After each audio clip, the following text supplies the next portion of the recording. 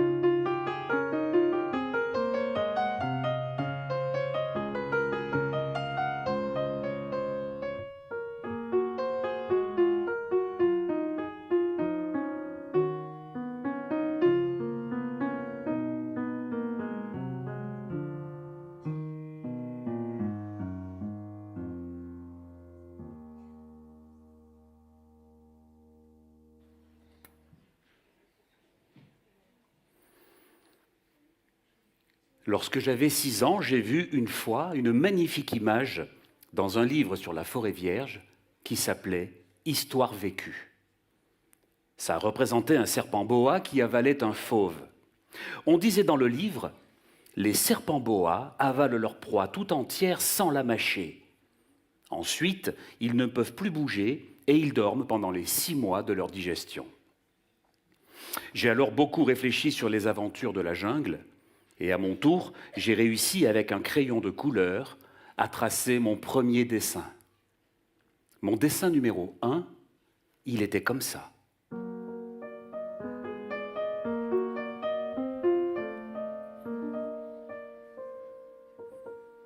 J'ai montré mon chef-d'œuvre aux grandes personnes et je leur ai demandé si mon dessin leur faisait peur. Elles ont répondu « Pourquoi un chapeau ferait-il peur ?» Mon dessin ne représentait pas un chapeau. Il représentait un serpent boa qui digérait un éléphant. J'ai alors dessiné l'intérieur du serpent boa afin que les grandes personnes puissent comprendre. Elles ont toujours besoin d'explications. Mon dessin numéro 2, il était comme ça.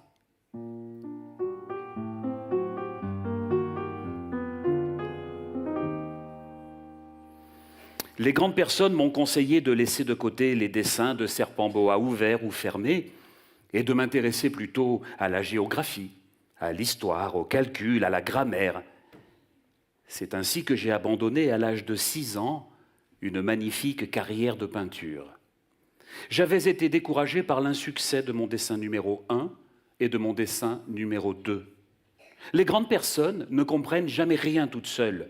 Et c'est fatigant pour les enfants de toujours et toujours leur donner des explications. J'ai donc dû choisir un autre métier. Et j'ai appris à piloter des avions.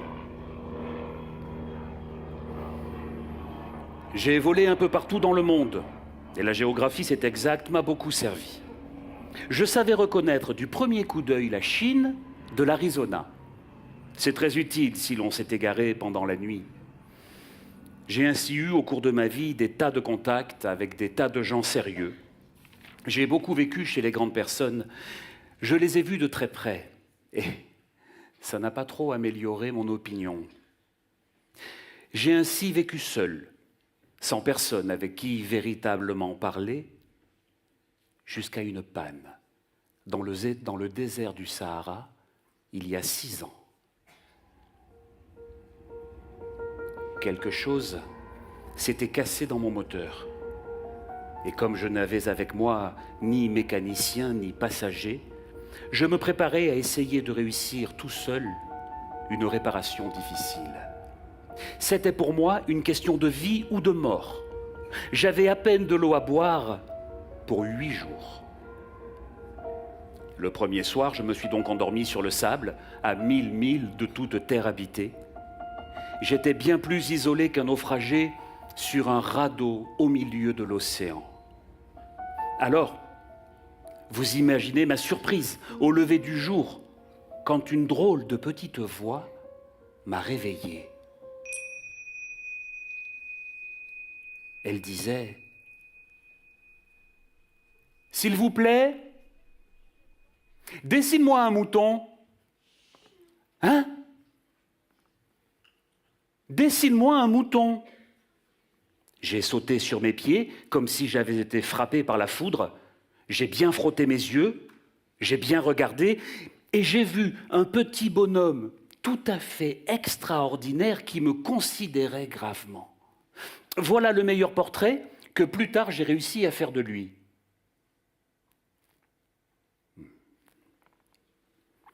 Je regardais donc cette apparition avec des yeux tout ronds d'étonnement. N'oubliez pas que je me trouvais à 1000 milles de toute région habitée. Or, mon petit bonhomme ne me semblait ni égaré, ni mort de fatigue, ni mort de faim, ni mort de soif, ni mort de peur. Il n'avait en rien l'apparence d'un enfant perdu au milieu du désert, à 1000 milles de toute région habitée.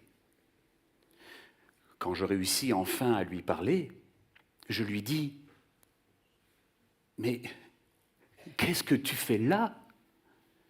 Et il me répéta tout doucement, comme une chose très sérieuse, « S'il vous plaît,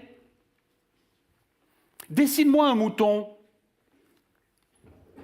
Aussi absurde que cela me sembla, à 1000 milles de tous les endroits habités et en danger de mort, je sortis de ma poche une feuille de papier et un stylographe. Mais je me rappelais alors que j'avais surtout étudié la géographie, l'histoire, le calcul, la grammaire. Et je dis au petit bonhomme, avec un peu de mauvaise humeur, que je ne savais pas dessiner. Il me répondit « Ça ne fait rien. Dessine-moi un mouton. » Comme je n'avais jamais dessiné un mouton, je refis pour lui l'un des 2 seuls dessins dont j'étais capable, celui du boa fermé. Mais je fus stupéfait d'entendre le petit bonhomme me répondre « Non, mais non, je ne veux pas d'un éléphant dans un boa. Un boa, c'est très dangereux, et un éléphant, c'est très encombrant. Chez moi, c'est tout petit. J'ai besoin d'un mouton. » Dessine-moi un mouton. Alors j'ai dessiné. Il regarda attentivement. Non, celui-là est déjà très malade. Fais-en un autre. Je dessinais.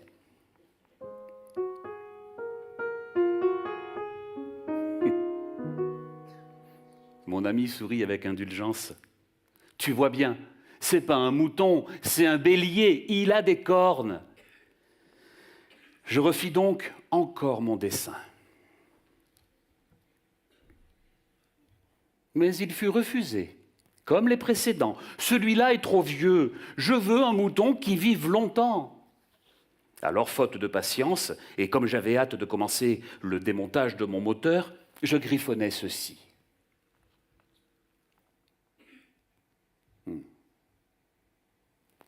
Et je lançais, ça, c'est la caisse. Le mouton que tu veux est dedans. Je fus bien surpris de voir s'illuminer le visage de mon jeune juge. Oh, c'est tout à fait comme ça que je le voulais.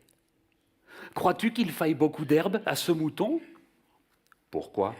Parce que chez moi, c'est tout petit. Oh, ça suffira sûrement. Je t'ai donné un tout petit mouton. Il pencha la tête vers le dessin. Oh ben, pas si petit que ça. Tiens, il s'est endormi.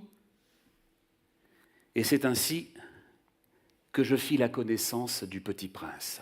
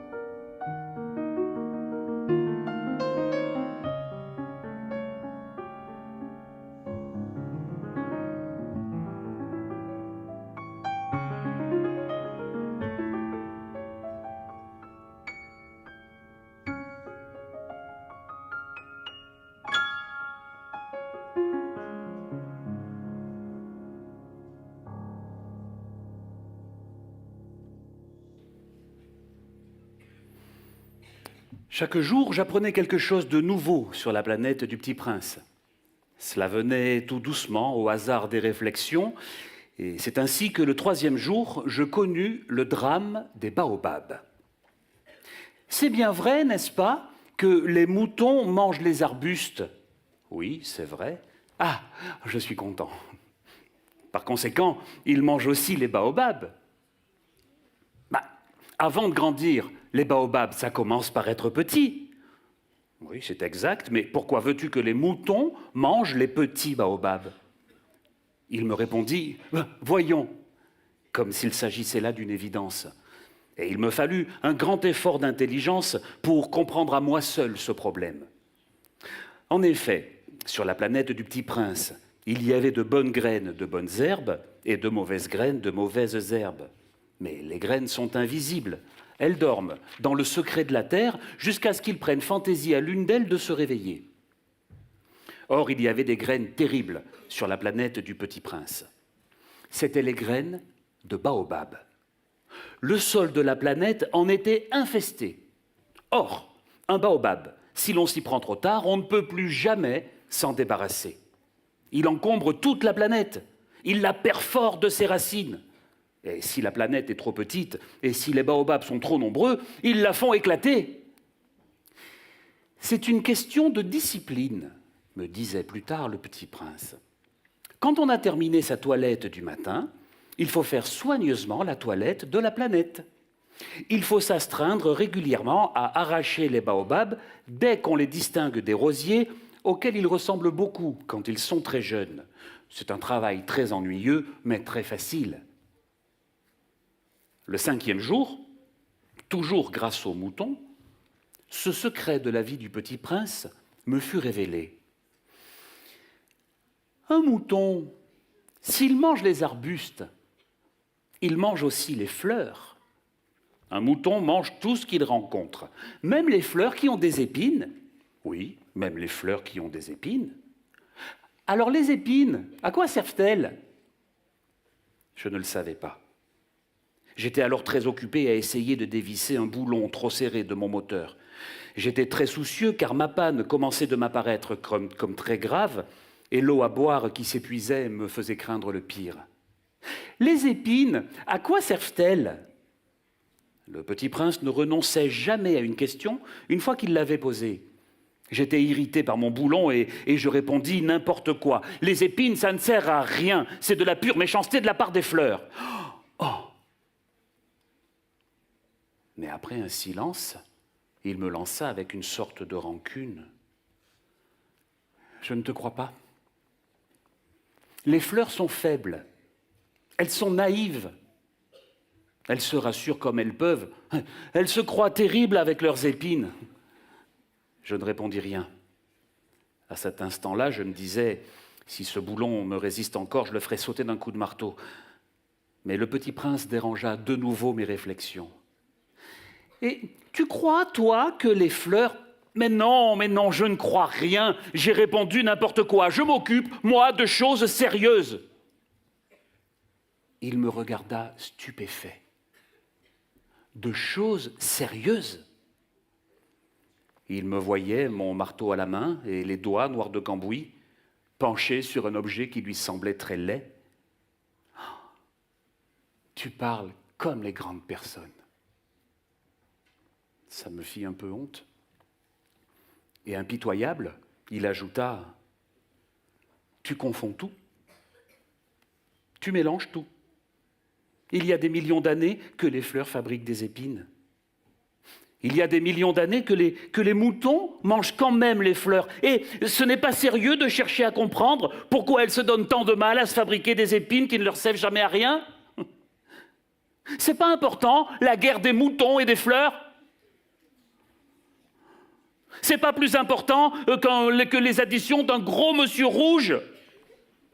Et si je connais, moi, une fleur qui n'existe nulle part, sauf dans ma planète, et qu'un petit mouton peut l'anéantir d'un seul coup, comme ça, un matin, sans se rendre compte de ce qu'il fait, c'est pas important, ça!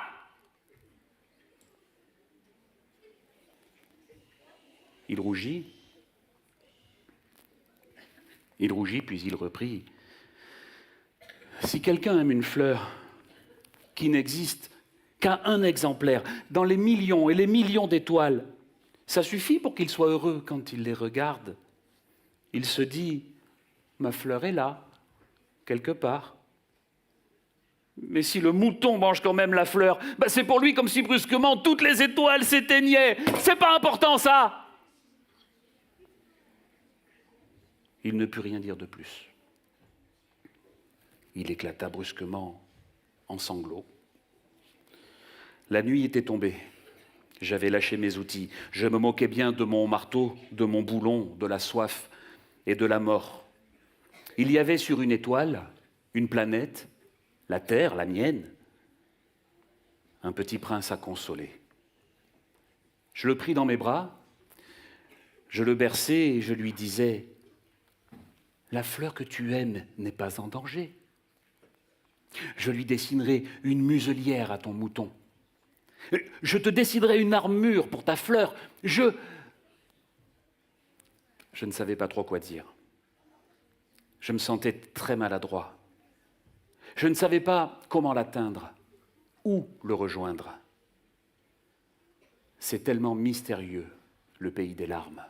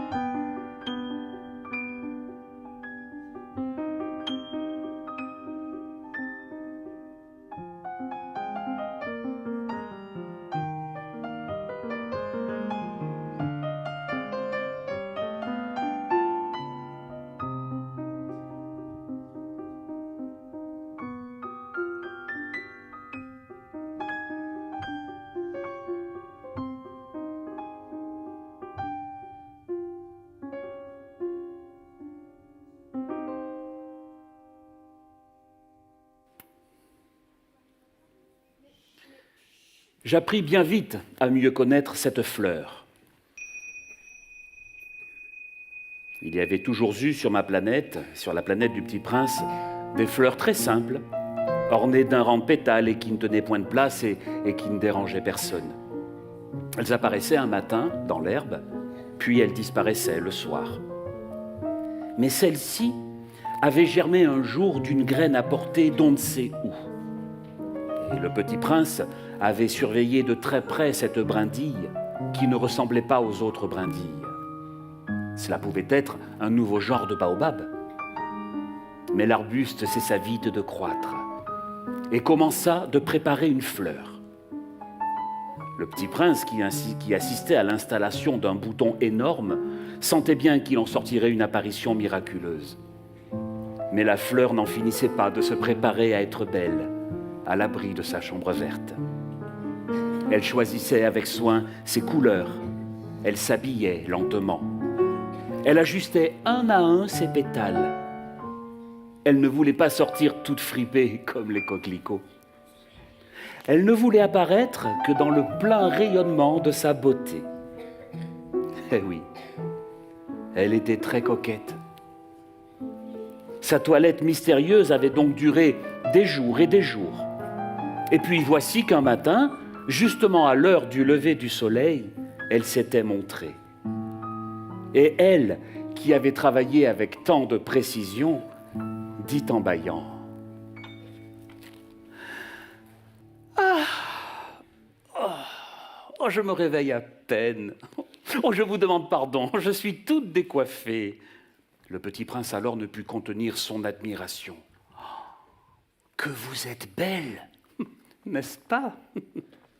Et je suis née en même temps que le soleil. » Le petit prince devina bien qu'elle n'était pas trop modeste, mais elle était si émouvante. « C'est l'heure, je crois, du petit déjeuner, » avait-elle bientôt ajouté. « Auriez-vous la bonté de penser à moi ?» Et le petit prince, tout confus, ayant été chercher un arrosoir d'eau fraîche, avait servi la fleur. Ainsi l'avait-elle bien vite tourmentée par sa vanité un peu ombrageuse. Un jour, par exemple, parlant de ses 4 épines, elle avait dit au petit prince: « Ils peuvent venir, les tigres, avec leurs griffes. » « Il n'y a pas de tigres sur ma planète, » avait objecté le petit prince. « Et puis les tigres, ça ne mange pas d'herbe. »« Je ne suis pas une herbe, » avait doucement répondu la fleur. « Oh, pardonnez-moi, je ne crains rien des tigres, mais j'ai horreur des courants d'air. Vous n'auriez pas un paravent ? » « Horreur des courants d'air ? Ce n'est pas de chance pour une plante, » avait remarqué le petit prince. « Cette fleur est bien compliquée. Le soir, vous me mettrez sous globe. Il fait très froid chez vous, c'est mal installé. Là d'où je viens... » Mais elle s'était interrompue. Elle était venue sous forme de graine. Elle n'avait rien pu connaître des autres mondes. Humiliée de s'être laissée surprendre à préparer un mensonge aussi naïf, elle avait toussé 2 ou 3 fois pour mettre le petit prince dans son tort. Ce paravent, j'allais le chercher, mais vous me parliez. » Alors elle avait forcé sa toux pour lui infliger quand même des remords.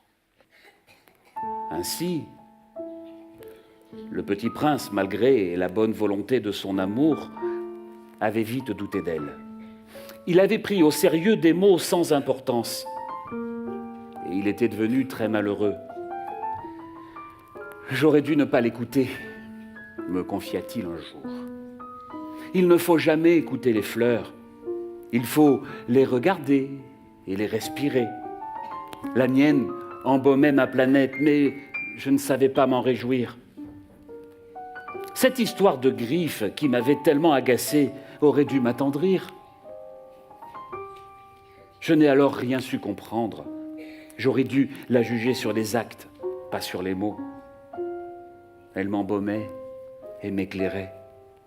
Je n'aurais jamais dû m'enfuir. J'aurais dû deviner sa tendresse derrière ses pauvres ruses. Les fleurs sont si contradictoires. Mais j'étais trop jeune pour savoir l'aimer. »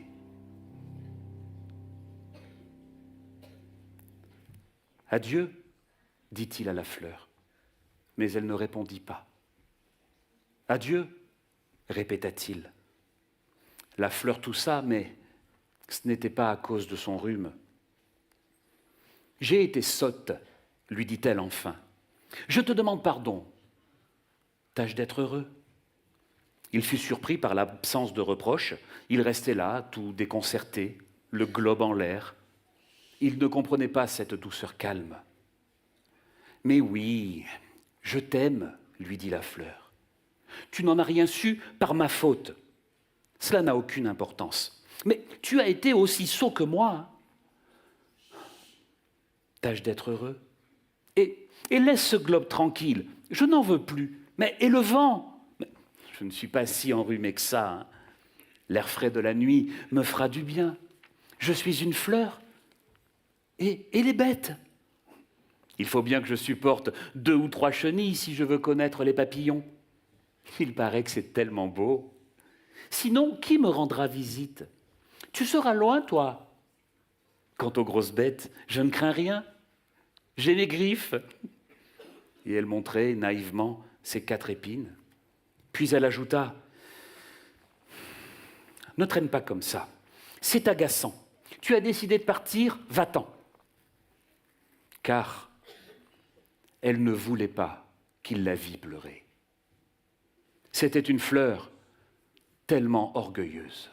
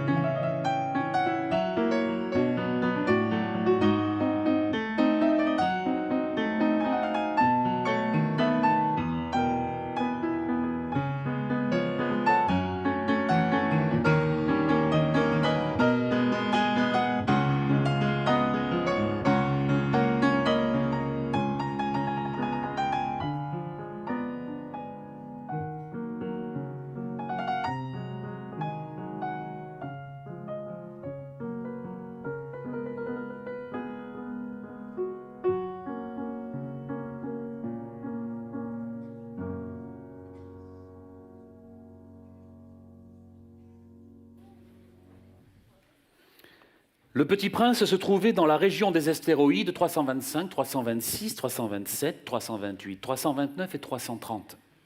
Il commença donc par les visiter, pour y chercher une occupation et pour s'instruire. L'une d'entre elles était habitée par un businessman. Cet homme était si occupé qu'il ne leva même pas la tête à l'arrivée du Petit Prince. « Bonjour », lui dit celui-ci. « Ah, votre cigarette est éteinte. 3 et 2 font 5, 5 et 7 font 12. 12 plus 3 égale bien 15, bonjour. 15 et 7, 22, 22 et 6, 28. Pour le temps de la rallumer, 26 et 5 vont 31. Ah, ça fait donc 501 622 731. 501 millions de quoi? Tiens, tu es toujours là, toi. 501 millions de je ne sais plus. J'ai tellement de travail, moi, mais je suis un homme sérieux. Je ne m'amuse pas avec des balivernes. 2 et 5 font 7, 5 et 7 font 12. 501 millions de quoi? Répéta le Petit Prince, qui jamais de sa vie n'avait renoncé à une question une fois qu'il l'avait posée. Le Petit Prince comprit qu'il n'était pas... Non, d'ailleurs, c'était le businessman qui comprit qu'il n'était point d'espoir de paix. 501 millions de quoi? De ces petites choses qu'on voit quelquefois dans le ciel. Des mouches? Mais non, des choses qui brillent là. Ah, des abeilles? Mais non, des petites choses dorées qui font rêvasser les feignants. Mais je suis un homme sérieux, moi, je n'ai pas le temps de rêvasser. Ah, des étoiles? C'est ça, des étoiles.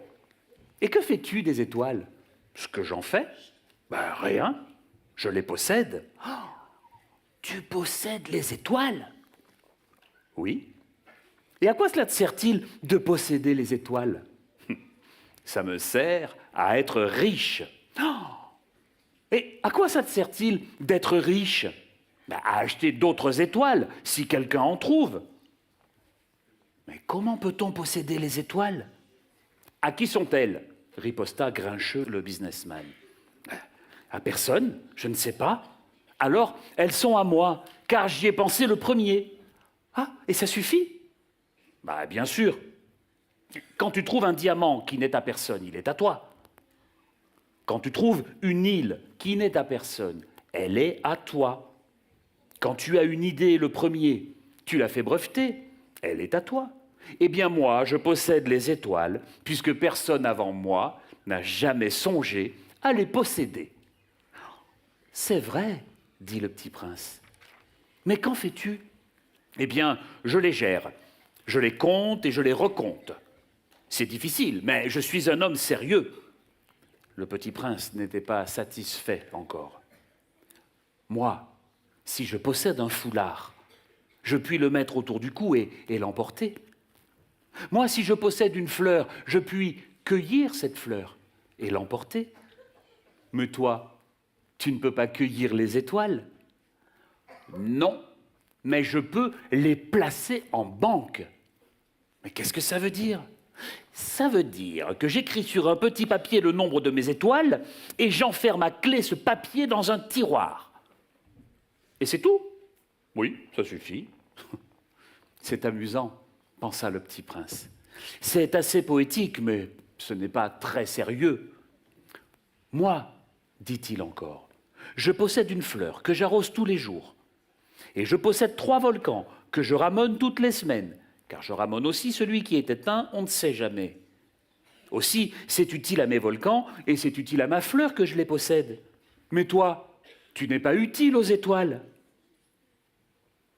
Le businessman ouvrit la bouche, mais ne trouva rien à répondre. Et le petit prince s'en fut. Les grandes personnes sont décidément tout à fait extraordinaires, se disait-il simplement durant le voyage. La planète suivante était habitée par un buveur. Cette visite fut très courte, mais elle plongea le petit prince dans une grande mélancolie. « Que fais-tu là » dit-il au buveur qu'il trouva installé devant une collection de bouteilles vides et une collection de bouteilles pleines. « Je bois » répondit le buveur d'un air lugubre. « Pourquoi bois-tu » lui demanda le petit prince. « Pour oublier » répondit le buveur. « Pour oublier quoi » s'enquit le petit prince qui déjà le plaignait. « Pour oublier que j'ai honte » avoua le buveur en baissant la tête. « Honte de quoi » s'informa le petit prince qui désirait le secourir. « Honte de boire » acheva le buveur qui s'enferma définitivement dans le silence. Et le petit prince s'en fut, perplexe. Les grandes personnes sont décidément très très bizarres, se disait-il en lui-même durant le voyage.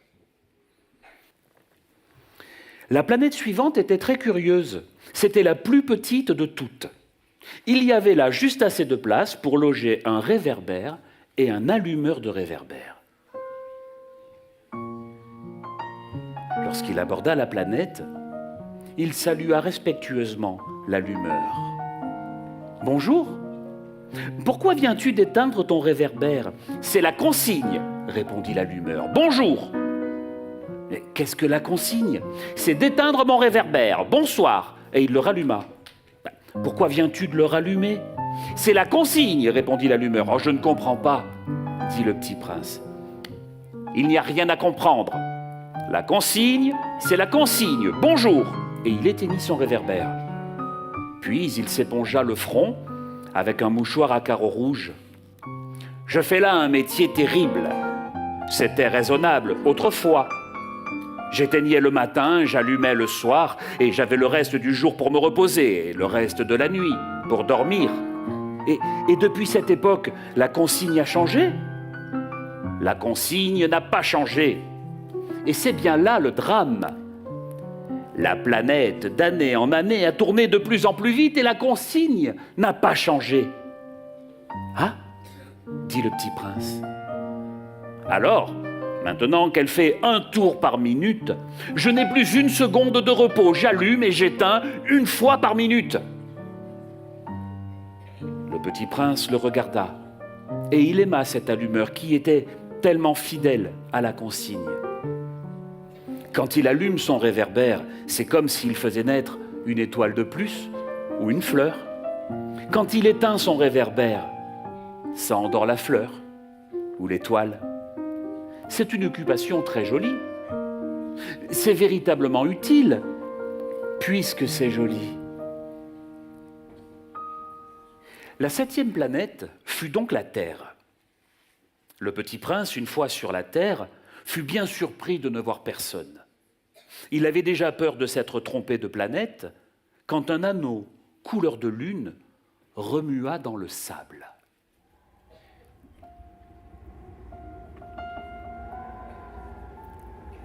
« Bonne nuit » fit le petit prince à tout hasard. « Bonne nuit » fit le serpent. « Sur quelle planète suis-je tombé » demanda le petit prince. « Sur la Terre, en Afrique » répondit le serpent. « Ah, il n'y a donc personne sur la Terre ? Ici, c'est le désert. Il n'y a personne dans le désert, mais la Terre est grande. » Le petit prince le regarda longtemps. « Tu es une drôle de bête, mince comme un doigt.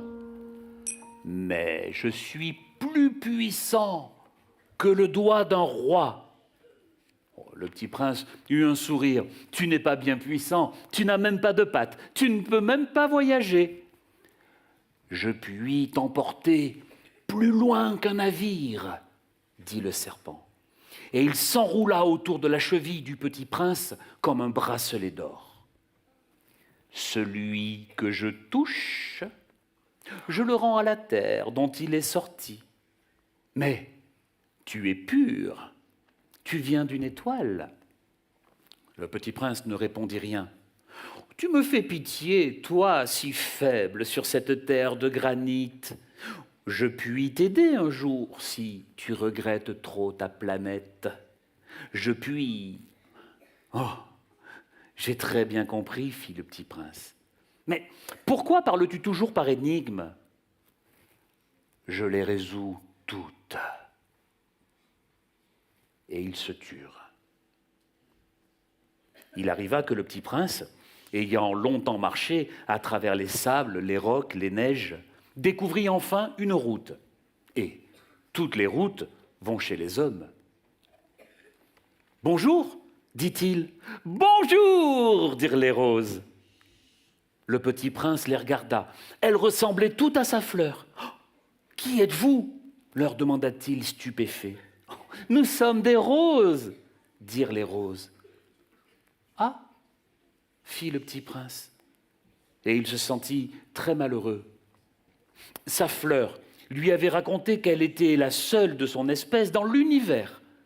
Et voici qu'il en était 5000, toutes semblables dans un seul jardin. Elle serait bien vexée, se dit-il. Si elle voyait ça, elle tousserait énormément et ferait semblant de mourir pour échapper au ridicule. Je serais bien obligé de faire semblant de la soigner, sinon, pour m'humilier moi aussi, elle se laisserait vraiment mourir. Puis il se dit encore, « Je me croyais riche, d'une fleur unique, et je ne possède qu'une rose ordinaire. Ça et mes 3 volcans, dont un m'arrive à peine aux genoux, et qui en plus, il y en a un qui est éteint pour toujours, ça ne fait pas de moi un bien grand prince. Hein. » Puis couché dans l'herbe, il pleura. C'est alors qu'apparut le renard. «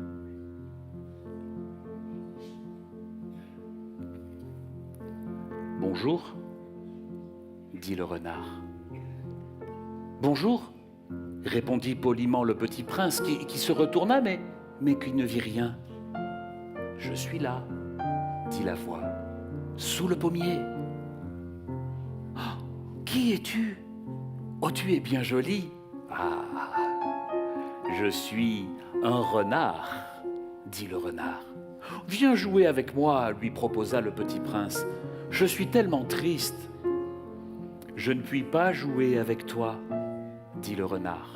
« Je ne suis pas apprivoisé. »« Ah, pardon, » fit le petit prince.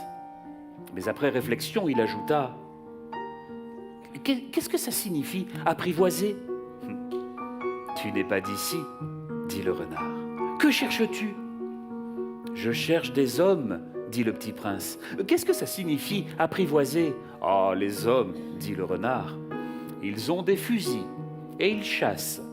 C'est bien gênant. Ils élèvent aussi des poules, c'est leur seul intérêt. Tu cherches des poules? Non, dit le petit prince. Je cherche des amis. Qu'est-ce que ça signifie, apprivoiser? Ah, c'est une chose trop oubliée, dit le renard. Ça signifie créer des liens. Créer des liens? Bien sûr, dit le renard. Tu n'es encore pour moi qu'un petit garçon tout semblable à 100 000 petits garçons. Et je n'ai pas besoin de toi. Et tu n'as pas besoin de moi non plus. Je ne suis pour toi qu'un renard semblable à 100 000 renards.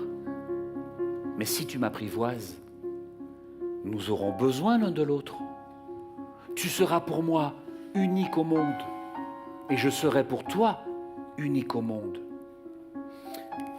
Je commence à comprendre, dit le petit prince. Il y a une fleur, je crois qu'elle m'a apprivoisé. Oh, c'est possible, dit le renard. On voit sur la terre toutes sortes de choses. Oh, mais ce n'est pas sur la terre, dit le petit prince. Le renard parut très intrigué. Sur une autre planète? Oui. Oh, il y a des chasseurs sur cette planète-là? Non. Ça, c'est intéressant. Et des poules? Non. Rien n'est parfait, soupira le renard.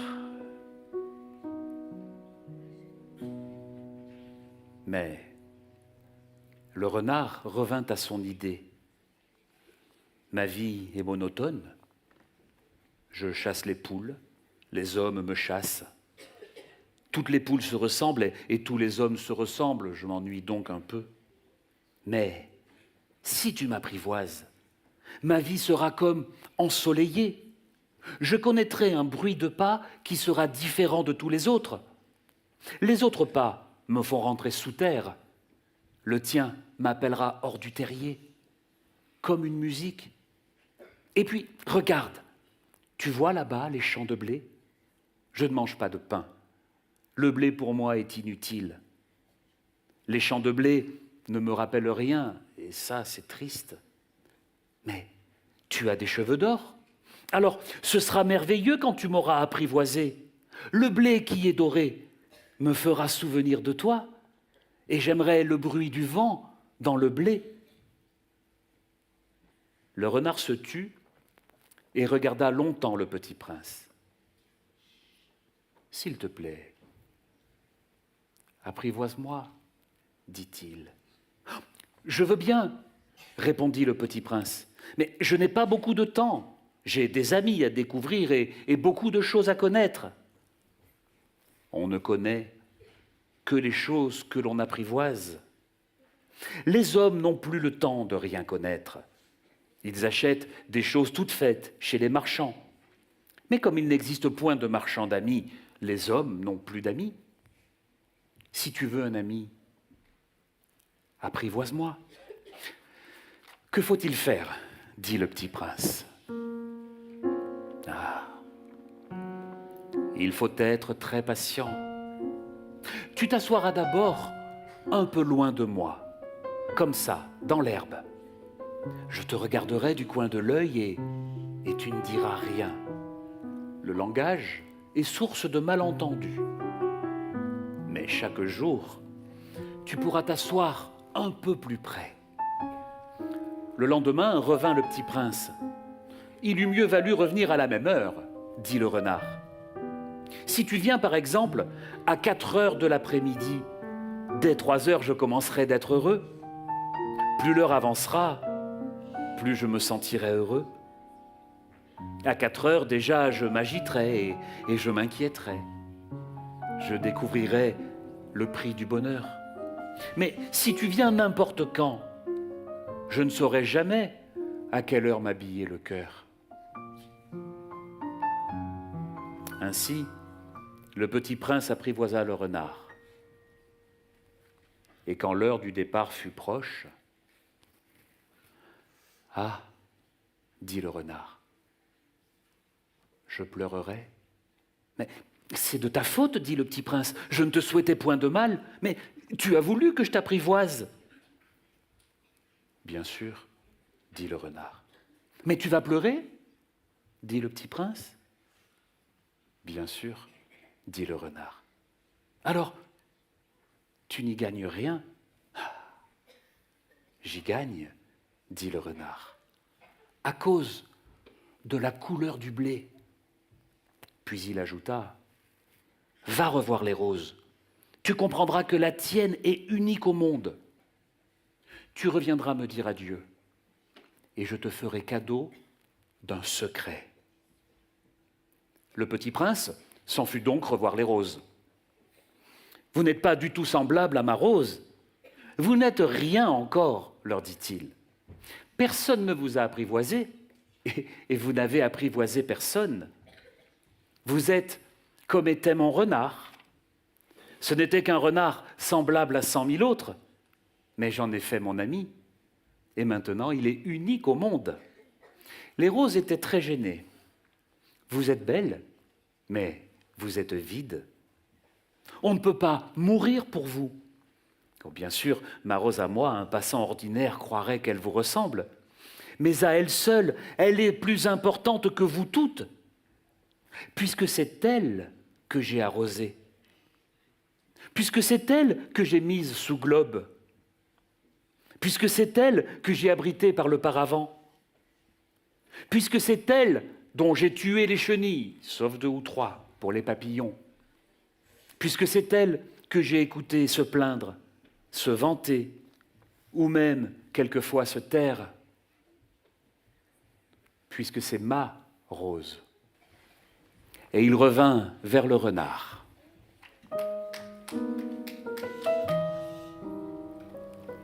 Adieu, dit-il. Adieu, dit le renard. Voici mon secret. Il est très simple. On ne voit bien qu'avec le cœur. L'essentiel est invisible pour les yeux. L'essentiel est invisible pour les yeux, répéta le petit prince afin de se souvenir. C'est le temps que tu as perdu pour ta rose qui fait ta rose si importante. C'est le temps que j'ai perdu pour ma rose, fit le petit prince afin de se souvenir. Les hommes ont oublié cette vérité, mais toi tu ne dois pas l'oublier. Tu deviens responsable pour toujours de ce que tu as apprivoisé. Tu es responsable de ta rose. Je suis responsable de ma rose, répéta le petit prince, afin de se souvenir.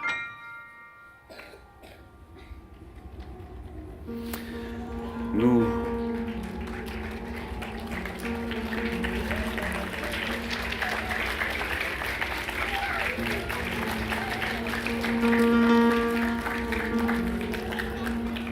en étions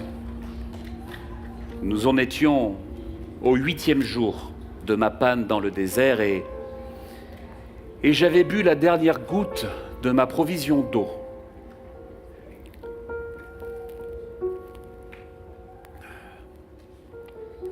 Ah, dis-je au petit prince, ils sont bien jolis tes souvenirs, mais je n'ai pas encore réparé mon avion et je n'ai plus rien à boire. Mon ami le renard, me dit-il, oh, mon petit bonhomme, il ne s'agit plus du renard. Pourquoi ? Parce qu'on va mourir de soif. Il ne comprit pas mon raisonnement. Il me répondit, c'est bien d'avoir eu un ami, même si on va mourir. Oh, moi, je suis bien content d'avoir eu un ami renard. Il ne mesure pas le danger, me dis-je. Il n'a jamais ni faim, ni soif.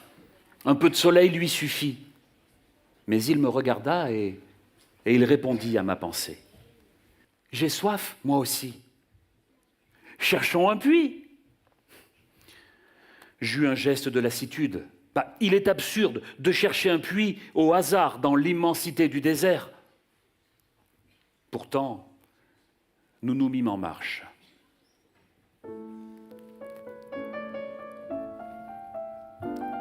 Le puits que nous avions atteint ne ressemblait pas au puits saharien.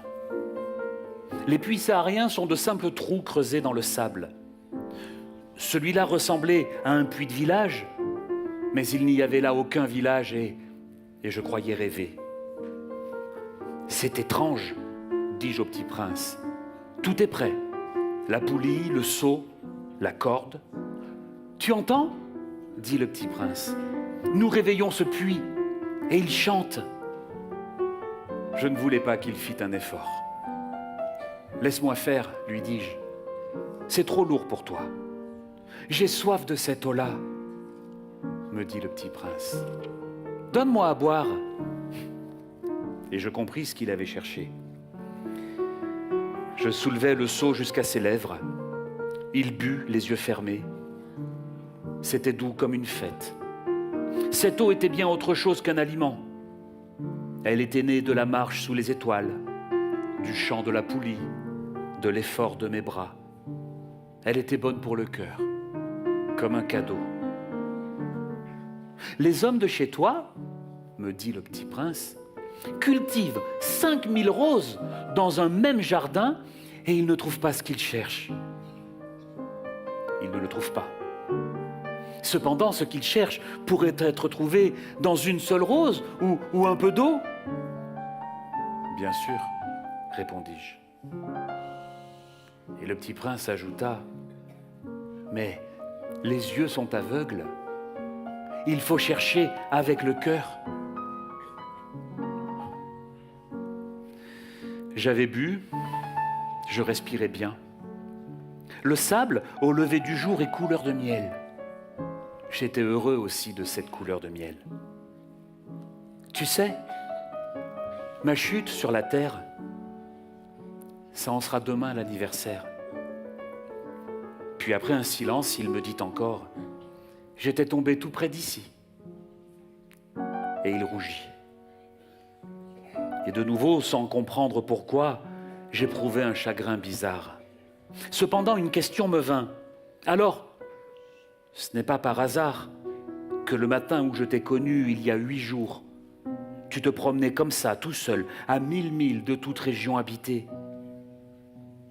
Tu retournais vers le point de ta chute.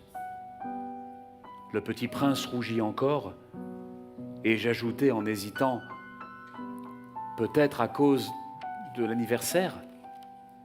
Et le petit prince rougit de nouveau.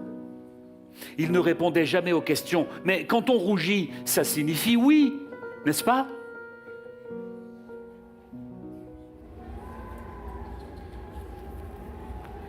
Il y avait à côté du puits une ruine de vieux murs de pierre. Lorsque je revins de mon travail le lendemain soir, j'aperçus de loin mon petit prince assis là-haut, les jambes pendantes, et je l'entendais qui parlait. « Tu ne t'en souviens donc pas ?» disait-il. « Ce n'est pas tout à fait ici. » Une autre voix lui répondait sans doute, puisqu'il répliqua « Si, c'est bien le jour, mais ce n'est pas tout à fait l'endroit. » Je poursuivais ma marche vers le mur. Je ne voyais ni n'entendais toujours personne. Pourtant, le petit prince répliqua de nouveau « Bien sûr, tu verras où commence ma trace dans le sable. Tu n'as qu'à m'y attendre cette nuit. » J'étais à 20 mètres du mur et je ne voyais toujours rien. Le petit prince dit encore après un silence « Tu as du bon venin ? Tu es sûr de ne pas me faire souffrir trop longtemps ?» Je fis halte, le cœur serré, mais je ne comprenais toujours pas. « Maintenant, va-t'en, dit-il, je veux descendre. » Alors j'abaissai moi-même mes yeux vers le pied du mur et je fis un bond. Il était là, dressé vers le petit prince, un de ces serpents jaunes qui vous exécutent en 30 secondes. Tout en fouillant ma poche pour en tirer mon revolver, je pris le pas de course. Au bruit que je fis, le serpent se laissa doucement glisser dans le sable comme un jet d'eau qui meurt, et sans trop se presser, se faufila entre les pierres, avec un léger bruit de métal. Je parvins au mur juste à temps pour y recevoir dans les bras mon petit bonhomme de prince, pâle, comme la neige. Mais Quelle est cette histoire-là? Tu parles avec les serpents maintenant? J'avais défait son éternel cache-nez d'or. Je lui avais mouillé les tempes et l'avais fait boire. Et maintenant, je n'osais plus rien lui demander. Il me regarda attentivement et m'entoura le cou de ses bras. Je sentais son cœur battre comme celui d'un oiseau qui meurt quand on l'a tiré à la carabine. Il me dit « Je suis content que tu aies trouvé ce qui manquait à ta machine. Tu vas pouvoir rentrer chez toi. Comment sais-tu » Je venais lui annoncer que justement, contre toute espérance, j'avais réussi mon travail. Il ne répondit rien à ma question, mais il ajouta « Moi aussi. Aujourd'hui, je rentre chez moi. » Puis, mélancolique, « C'est bien plus loin. C'est bien plus difficile. » Je sentais bien qu'il se passait quelque chose d'extraordinaire. Je le serrais dans mes bras comme un petit enfant. Et cependant, il me semblait qu'il coulait verticalement dans un abîme sans que je pusse rien pour le retenir. Il avait le regard sérieux, perdu, très loin. « J'ai ton mouton. Et j'ai la caisse pour le mouton. Mais j'ai la muselière. » Et il sourit avec mélancolie. J'attendis longtemps. Je le sentais qui se réchauffait peu à peu. Oh, petit bonhomme, tu as eu peur. Il avait eu peur, bien sûr, mais il rit doucement. J'aurais bien plus peur ce soir. Et de nouveau, je me sentis glacé par le sentiment de l'irréparable. Je compris que je ne supportais pas l'idée de ne plus jamais entendre ce rire. C'était pour moi comme une fontaine dans le désert. Petit bonhomme, je veux encore t'entendre rire. Mais il me dit, cette nuit, ça fera 1 an. Mon étoile se trouvera juste au-dessus de l'endroit où je suis tombé l'année dernière. Petit bonhomme, n'est-ce pas que c'est un mauvais rêve, cette histoire de serpent, de rendez-vous et d'étoiles? Mais il ne répondit pas à ma question. Il me dit, ce qui est important, ça ne se voit pas. Bien sûr, c'est comme pour la fleur. Si tu aimes une fleur qui se trouve dans une étoile, c'est doux la nuit de regarder le ciel. Toutes les étoiles sont fleuries. Bien sûr. C'est comme pour l'eau. Celle que tu m'as donnée à boire était comme une musique à cause de la poulie et de la corde. Tu te rappelles, elle était bonne. Bien sûr. Tu regarderas la nuit les étoiles. C'est trop petit chez moi pour que je te montre où se trouve la mienne. C'est mieux comme ça. Mon étoile, ce sera une des étoiles. Alors, toutes les étoiles, tu aimeras les regarder. Elles seront toutes tes amies. Et puis, je vais te faire un cadeau. Et il rit, encore. Oh, mon petit bonhomme. J'aime entendre ce rire. Justement, ce sera mon cadeau. Ce sera comme pour l'eau. Que veux-tu dire? Les gens ont des étoiles qui ne sont pas les mêmes. Pour les uns qui voyagent, les étoiles sont des guides. Pour d'autres, elles ne sont rien d'autre que des petites lumières. Pour d'autres qui sont savants, elles sont des problèmes. Pour mon businessman, elles étaient de l'or. Mais toutes ces étoiles-là se taisent. Toi, tu auras des étoiles comme personne n'en a. Mais que veux-tu dire? Quand tu regarderas le ciel, la nuit, puisque j'habiterai dans l'une d'elles, puisque je rirai dans l'une d'elles, alors ce sera pour toi comme si riaient toutes les étoiles. Tu auras, toi, des étoiles qui savent rire. Puis il redevint sérieux. Cette nuit, tu sais, ne viens pas. Je ne te quitterai pas. J'aurai l'air d'avoir mal. J'aurai un peu l'air de mourir. C'est comme ça. Ne viens pas voir ça, ce n'est pas la peine. Je ne te quitterai pas. Mais il était soucieux. Je dis ça, c'est à cause du serpent. Il ne faut pas qu'il te morde. Les serpents, c'est méchant. Ça peut mordre pour le plaisir. Je ne te quitterai pas. Quelque chose le rassura. C'est vrai, ils n'ont pas le venin pour la seconde morsure. Cette nuit-là, je ne le vis pas se mettre en route. Il s'était évadé, sans bruit. Quand je réussis à le rejoindre, il marchait, décidé, d'un pas rapide. Il me dit seulement « Ah, tu es là ?» Et il me prit par la main. Mais il se tourmenta encore. « Tu as eu tort, tu auras de la peine. J'aurai l'air d'être mort et ça ne sera pas vrai. » Moi, je me taisais. « Tu comprends, c'est trop lourd. Je ne peux pas emporter ce corps, c'est trop loin. » Moi, je me taisais. Mais ce sera comme une vieille écorce abandonnée. Ce n'est pas triste, les vieilles écorces. Moi, je me taisais. Il se découragea un peu, mais il fit encore un effort. Ce sera gentil, tu sais. Moi aussi, je regarderai les étoiles. Toutes les étoiles seront des puits rouillés. Toutes les étoiles me verseront à boire.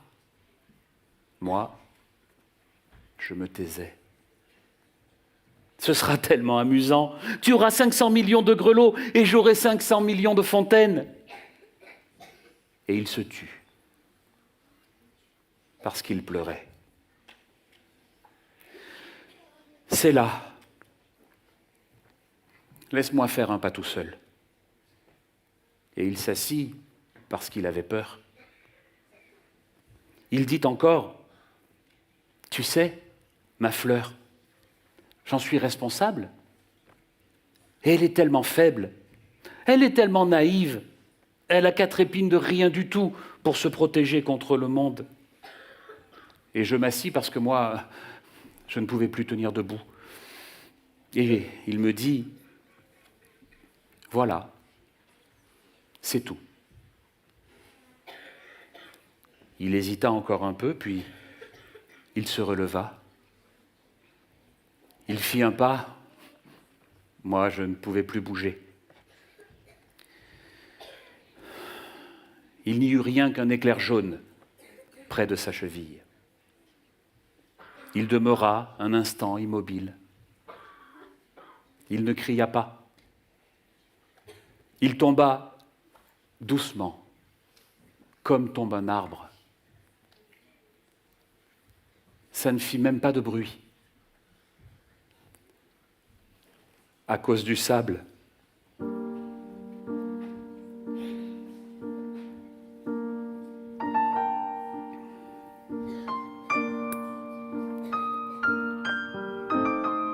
Ça,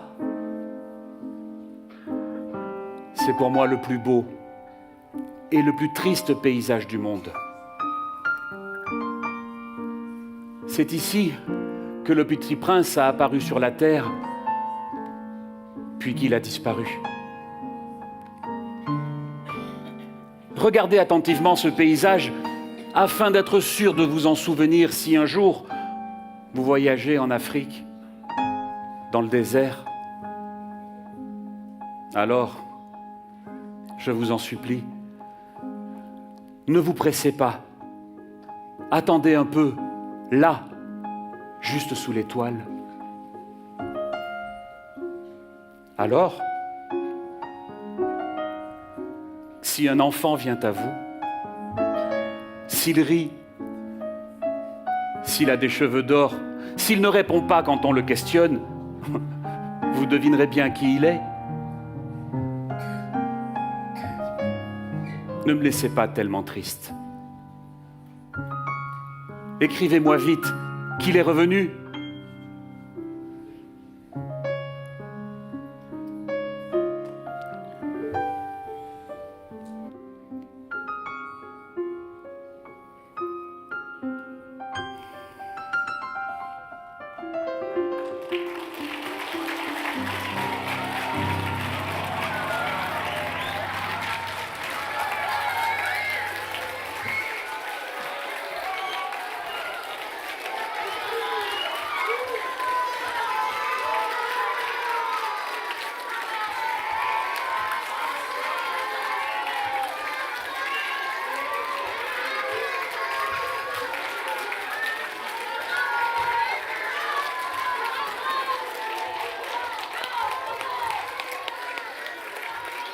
Merci.